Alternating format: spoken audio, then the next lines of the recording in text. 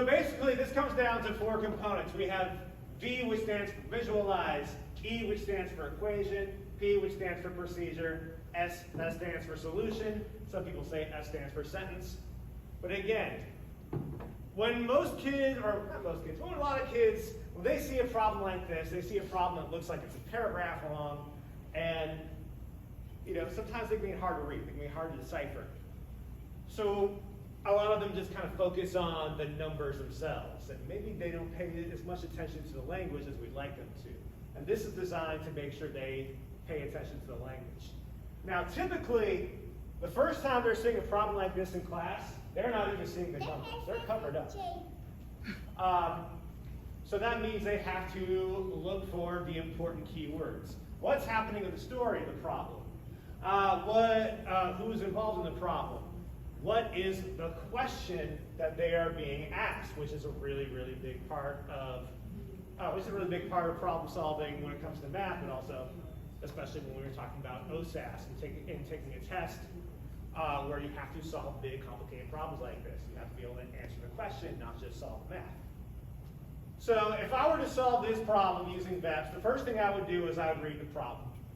Katie has 3,437 stamps in her collection.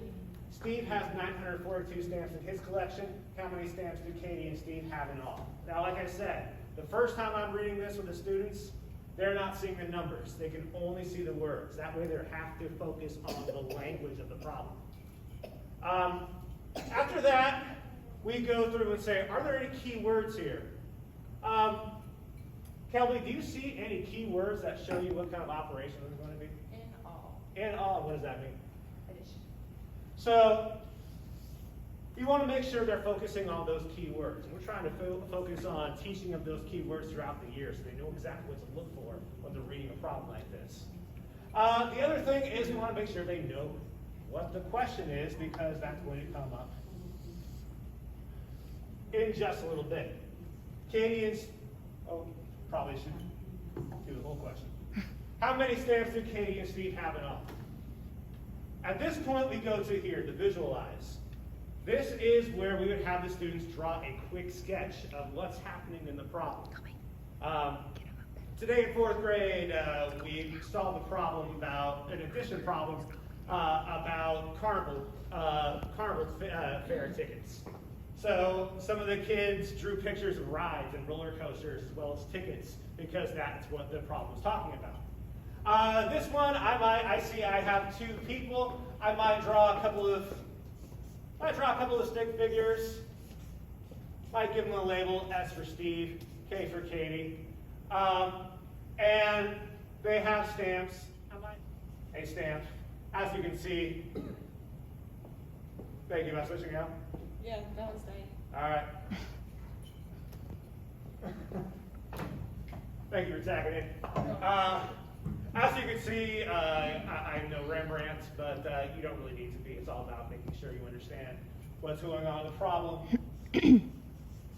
So we have Steve, we have Katie. Some of the kids might actually put in the numbers as well.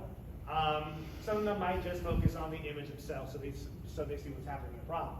Now the next thing we're going to do, we'll get to this part in just a moment. We're actually going to cross over here into solution. And this is where they have to really put their language skills to the test. They have to be able to read the problem and understand, okay, if I was going to answer this question, how would my answer look? How many stamps do Katie and Steve have in all? Well, they need to understand, well, we're probably not going to need the word how.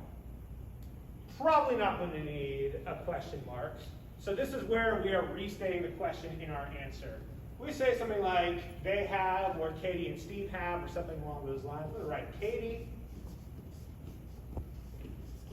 and Steve have blank stamps in all. Now what this does 2 things. One is to make sure that if they are answering this question, they have a good, solid answer prepared for as soon as they solve the problem. It also, once again, focuses on the language of the problem. They have to, that they're not just solving a math problem, they're answering a question. And it's going to help them zero in on what information they need to find. They need to find out how many stamps they have. Right over here we have the equation. Now some teachers like to do this. I know we like to do this in 4th grade where we have them draw the 4 operations. Addition, subtraction, multiplication, and division. We have to decide which operation they're going to be using as they solve the problem. Eventually in 4th grade we'll be getting into multi-step problems, and they'll have to circle more than one. But right now we're currently doing addition. So we'll have them circle addition. We'll put the equation right here. 3,437 plus 942.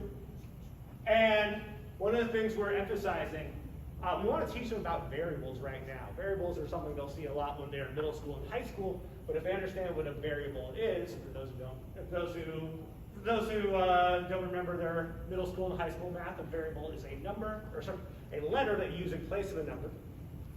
So if we teach them the language of variables now, in the context of Veps, that they'll have it later when they're learning more complicated algebra. So we have to create some sort of variable right here.